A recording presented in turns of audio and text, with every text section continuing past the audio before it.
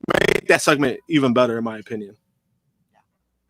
Yeah, definitely Roman was the best part of that segment, 100%. But yeah, that was Monday Night Raw this week. Yeah, Becky Lynch had a nice promo. That segment just felt like a fucking version of the segment we saw from the men last week. So I totally didn't even mention it. Oh, okay. I mean, it was. I just thought Becky was just like the whole like funny person that like held it together and just let it and everything. Like she was like, yeah, I'll bring you underneath my wings. Like she's this version of Becky Lynch is just great right now. She was bigging up everybody in the matchup, and then also burying them all at the same time. Mm-hmm. So Ode Nutty has a great question. He has a good question for you, Krssi. Well, give us your caucasity of the week? Who had some unnecessary caucasity this week? Caucasity. Damn, that's I gotta think on it. I get it by the end of the show. I'll get it to you, Ode Nutty. Okay. I gotta think on it though. I gotta think on that. There you go. Yes, the Fed is always watching. That was the Fed who kicked me out of the studio. Probably. Yeah, you're probably right. And you got King of the North rooting you on in the chat. He says, "Call his ass out, Krssi." Oh my God. Who should I call out? I don't know. I think he's probably telling you to call me out, but who knows? I don't know. Oh, you. Davion said this Dom segment is right up there with This Is Your Life with Bailey and Alexa and the O-Day as some of the worst segments ever. It reminded me of Big Cass beating up mini Bryan Danielson. Which was that was rough. That was rough. Couple of news notes. Like we said earlier, Solo Sikoa got a win over Penta due to Penta injuring himself during the matchup. Dave Meltzer had more details on what happened during Tuesday's Wrestling Observer Radio. According to Meltzer, Penta's injury mid-match did not affect the outcome of the match. Solo Sikoa was always scheduled to win the matchup, according to Meltzer. He said, I actually found out that he was not going to win. Solo was always going to win, and they were going to do Gunther versus Solo. I thought when that happened, I go, oh my God, because I was sure Penta was going to win the match. And just because of the two, right, you would think that they are going to do a Gunther and Solo, or are they going to do Gunther and Pentagon? And it's like Gunther and Pentagon makes so much more sense. But I did find out that Solo was in fact scheduled to win that match. Meltzer noted that the ultimate outcome of the match didn't change, but it ended much earlier than expected after Penta was injured. He says, so the finish did come early. It didn't change, but it did come early, probably like 6 minutes early, something like that, maybe more. After defeating Penta, Solo now advances in the tournament and will face Gunther in the semifinals. Penta provided an update on his condition, saying, thank you to everyone who checked in on me.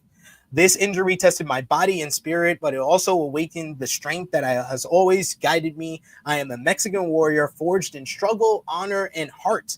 And though the fall was hard, I rose with a fire stronger than ever. To my rival, my deepest respect. Thank you for your professionalism. And he says, thank you for standing with me to the fans, because this war still has chapters to be written. There's no word on when Penta may return to the ring. On behalf of everyone here at THH, wishing him a speedy and quick recovery. But damn, it was like bad timing on the injury. That's like the worst time possible to get injured. And it seems like we're getting a lot of freak injuries nowadays. It seems. Mm-hmm. It's been like that for almost the whole year. Well, lately, for WWE, you had like Sheamus. You have I think there was someone else recently got injured.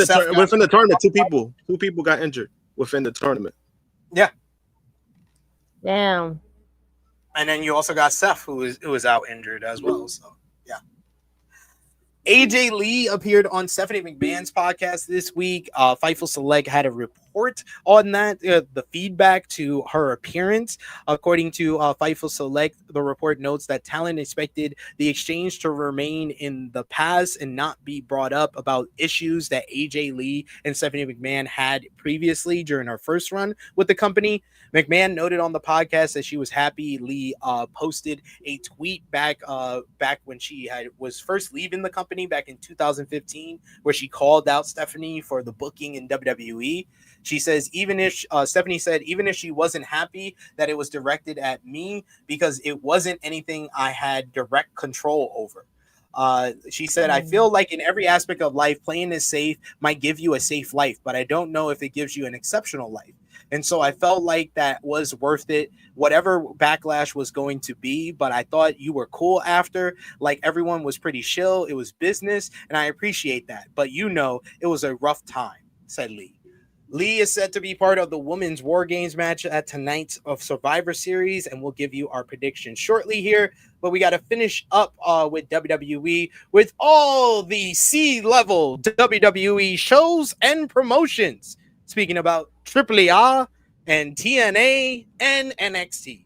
AAA, you had AAA Alazanzas, which was last weekend. That show featured Dominic Mysterio and El Grande Americano picking up a win over Dragon Lee and El Hijo del Vikingo after Vikingo turned on Lee, finally embracing all the heat he's been getting in Mexico for months. Post-match, Penta and Phoenix appeared on the Titantron to reunite the Lucha Bros and issue a challenge to Dom and El Grande for December 20th. Then you had TNA Impact Thanksgiving Special. The show featured Brian Myers winning the 6-way Turkey Bowl by pinning Ryan Nemeth, which meant Ryan Nemeth had to wear a turkey suit for the rest of the episode that featured 2 other Ryan Nemeth matches. Do you like your fans, TNA? Why would you give them 3 Ryan Nemeth matches on Thanksgiving? It's a holiday. Nemeth went on to beat Grampus, and finally he teamed with First Class and Jake Something to lose to Leon Slater and The System in an 8-man tag main event. Then finally, NXT Gold Rush Night 2. The show featured Miles Bourne beating Trick Williams in a fairly solid main event. Post-match, you had the Dark State came down to surround the ring until Hendry, Slater, and Evans came out to have Miles Bourne's back as they fought off the group. You also had Jackson Drake. He retained the WWE Evolve Men's Championship in a good matchup against Sean Legacy in the opener. Kendall Gray picked up a win over Laney Reed in a pretty decent match to retain the WWE Evolve Women's Championship, while Toxic Attraction. Fatal Influence Gold Rush with another title as Fallon Henley defeated Zarya to win the WWE Speed Championship. Then you also had Lei Ying Lee beat Kalani Jordan and Jordan Grace in a very good match to win the TNA Knockouts World Championship, picking up the win there and bringing the belt back to TNA. And John Cena announced Sol Ruka, Lola Vice, Kendall Gray, Kalani Jordan, and Jordan Grace for the Women's Iron Survivor Challenge at Deadline, while Javon Evans, Leon Slater, Joe Hendry, Dion Lennox, and Miles Bourne was picked for the Men's Iron Survivor matchup. So, and as far as NXT news, we gotta wish a very congratulations and happy and best wishes to Trick Williams and Lash Legend, who got engaged on Thanksgiving. That was beautiful to see some black love. They got engaged with Trick asking Lash to get married as they were standing around the dinner table for Thanksgiving, since all of their family was around. That was really nice. I was like, oh, this is sweet. This is sweet to see. So I'm happy for them. Congratulations to them both. We love here. And as far as CNA news, Bear Bronson, former AEW star, Fightful Select has sources that confirm that Bear Bronson is in talks with TNA and possibly is going to be brought in for their next TV taping.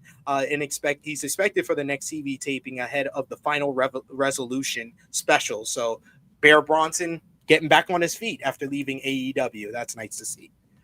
And that brings us to Krssi Luv's favorite time of the show. Best, worst moments and matches of the week. Miss Krssi Luv, what was your best and worst from this past week? Best of the week, I would say Roman Reigns for putting his dick on the table and showing these niggas who the hell he is. You want to do everyone's best and then come back to worst. You want my worst too? Oh no, do best and worst. Best, give us the best worst, and then the worst. The worst goes to Dominic Mysterio and that god awful segment that he did with the little John Cena. I can't even say that's a moment. That's just bad. It's not even a moment. Yeah. It's just a bad thing that just happened. That's worse. That definitely is a candidate for the worst. My best of the week, I'm gonna give it to Mark Briscoe on becoming TNT champion. And that fantastic promo he did on Dynamite, dedicating it to Jay. That was great. Mm-hmm. Then I'm gonna give worst of the week. That's definitely a candidate. That Dom segment was fucking awful. The Ricochet segment with the country singer was fucking awful. But I think worst of the week has to go to WWE for the whole Andrade situation. Oh yeah. You're right. Yeah, so that's my worst of the week. Josh, what you got? What's best and worst of the week? Best of the week, I'm gonna have to go with Samoa Joe. Samoa Joe and Mark Briscoe getting big wins on, for different reasons. But worse, like I want to say Dom because of that segment is not, but whoever wrote that should be the worst of the week. Whoever wrote that segment should be the worst of the week. And Triple H should be worst of the week for allowing that segment on television. Yep. Yeah, you see, there's so many people to blame for that one. So I'm gonna stick with WWE in general for the Andrade thing. Makes sense. All right, moments of the week. I went with the Briscoe title win and Swerve's return. Krssi? Swerve return and Brock falling. Very true.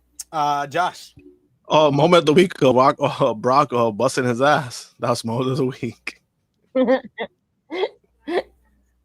Fair. We got a couple of different options for best and worst of the week in the chat. We got Davion, who says the best of the week, AEW C2. He says MVP of the week for him is Roman Reigns. We got best of the week for Roman Reigns from Sajo. We got best of the week is the Brock fall from Old Nutty. We got worst of the week being the Dom segment, as well as Davion says Ryan Nemeth giving 3 matches on TNA. Yes, that's fucking awful. What are we doing? Worst of the week, another big good pick is not enough AEW titles or too many AEW titles if you're a normal person. Too many, yep. That's yep. And another good worst of the week is the stinky John Cena tournament. Other than the Gunther matches, this tournament has sucked. And they wanted to give you brackets all of a sudden. Like, you want to show us like who's in the like. Shoot. Just fail. Matches of the week. I went back to 15. I'm sorry. There was too many matches this week, Josh. All right. Number 15, El Sky Team versus Don Callis family. Full Gear. 14, Claudio versus Gran Guerrero from CMLL.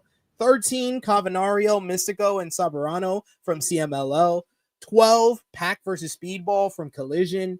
12 is actually Takeshita versus Roddy from Collision. 11 is Pac versus Speedball from Collision. 10 is TMDK versus Shooter and Uemura from World Tag League. 9, Bucks and Alexander versus Omega and Jurassic Express from Full Gear. 8, Pac versus Darby from Full Gear. 7, Fletcher and Okada from Dynamite. 6, Kevin Knight and 6, Gunther and Mello from Raw. 5, Knight and Darby from Dynamite. 4, Statlander and Mercedes 3 from Full Gear. 3, Kyle O'Reilly and John Moxley from Full Gear. 2, Mark Briscoe and Kyle Fletcher from Full Gear. Number 1, FTR Brodito from Full Gear. Krssi. Wow, you did 15. That's crazy. I'm gonna give you 5. 5 is Mark Briscoe and Fletcher. 4, Mercedes and Statlander. 3 is going to be Moxley and O'Reilly. Kyle, right? 2 is going to be Gunther and Mello. And then number 1 is going to be Hangman and Samoa Joe. Josh, who you got? I got number 3. I got Mercedes versus Statlander. Number 2, I got Briscoe versus Fletcher. Number 1 is that tag match, Brodito versus FTR. Rodito versus FTR. Yeah, that was my number 1 as well. That's the best. That's one of like top 3, top 4 tag team matches of the year. It was so good being there live as well. But we've made it to the final predictions. Final predictions for WWE Survivor Series tonight. WarGames coming up from San Diego, California. It's going to be starting on ESPN app as well as some Netflix if you're overseas. Let's start off with the women's WarGames matchup. Team Rhea Ripley, AJ Lee, Io Sky, Charlotte Flair, and Alexa Bliss versus Team Becky Lynch, the Kabuki Warriors, Becky Lynch, Nia Jax, and Lash Legend. Who you got here, Krssi? I'm going with the Hills. Team Becky. Josh? I'm going with Team Becky. I'm going with Team AJ Lee. I think AJ has Becky's number here. Then we got for the Intercontinental Championship, it's going to be John Cena one-on-one with Dominic Mysterio. Krssi, who you got? I got Dominic and New. Josh? I got Cena retaining. I got Cena retaining as well. For the WWE Women's World Championship, Stephanie McMahon defends against Nikki Bella. Krssi? McMahon wins. Josh? Oh, Vecchia. She better fucking win. That's all I gotta say. McMahon retains. And then finally, for the men's WarGames matchup, it is Team Punk Cody Roman. As you're going to see Cody Rhodes, Roman Reigns, and the Usos. Yeah, that's what he did there. And he's all clown, son. Versus Team Vision, Braun Breaker, Bronson Reed, Drew McIntyre, Logan Paul, and Brock Lesnar. I'm going with Team Vision here because they need it more. Josh. You see, I think I might go with Team Vision. You got to do something different. I think the baby faces have been winning too much from the WarGames matches. This is a good way to do it. The good segue, especially when you got Brock. Exactly. Krssi? Okay, I had my answer, but now you guys made me swayed me because the winners that should be is more so Braun and Bronson and Braun. Yeah, those guys are suffering right now. They were hot, and then now all of a sudden they're lost in the sauce. There's too many people that's overshadowing them, and they've really messed this all up. So the Hills definitely need the win. Yeah, that's why I'm going with them because this build has fucking. Why is Braun Breaker playing fifth wheel to Logan Paul? That's all I got. Logan Paul at all you could have got so many. Logan Paul. Got it. But that brings us to an end on another edition of the Flagship Podcast. Want to thank you all for joining us live. You guys have been great in the chat. We appreciate you contributing and talking all about the wrestling, whether we agree with you or not. We appreciate y'all for joining us today. Want to thank Krssi Luv and Josh, our special guest Lyric as well. Krssi, you're first up. Let everybody know where they can follow you on social media and when they'll see you again. Krssi Luv _1, Tru Heel Krssi Luv, and just my plain name. Join myself and SPS. We will be back on our other channel. We'll probably be reviewing Force, and then probably some Belair in there somewhere. And yeah, that's it. Thanks, guys. Josh, you can follow me, JM Punk 321 on X and Instagram, and I'll be you doing the review tomorrow for Survivor Series? Sir. Yes, sir. I'll be doing. Yep, I'll be on tomorrow for the review. Hey, I'm not gonna be alone torturing myself. Thank you. I appreciate you. Join us live here tomorrow. We're starting at 12:05 p.m. Eastern time with our Survivor Series review. Hope you all enjoyed the show tonight. Follow me on the Twitter machine at Tru Heel SB3. Follow the gang, Facebook, Twitter, Instagram, TikTok at Tru Heel Heat. Patreon.com/Tru Heel Heat. $3 a month gets you exclusive content. The best way to support us when we are not live here. Krssi. Caucasity of the week goes to Paul for putting his voiceover on the women's commercial. There you go. Nutty. That's I knew it. I knew it. That's what. As soon as I saw the question in the chat, I was like, it needs to go to Triple H for doing the voiceover for the women's WrestleMania promo. For Miss Krssi Luv, for the Tru Draw Josh, special thanks to our special guest, Miss Lyric Wrestling. Thank you so much to her, and thank you to all of you. Like this video, share if you are new, and subscribe if you are new. This has been Tru Heel Heat 357, geared into survival. It is me, your Tru Heel Phenom, SB3, signing off until next time. Laters.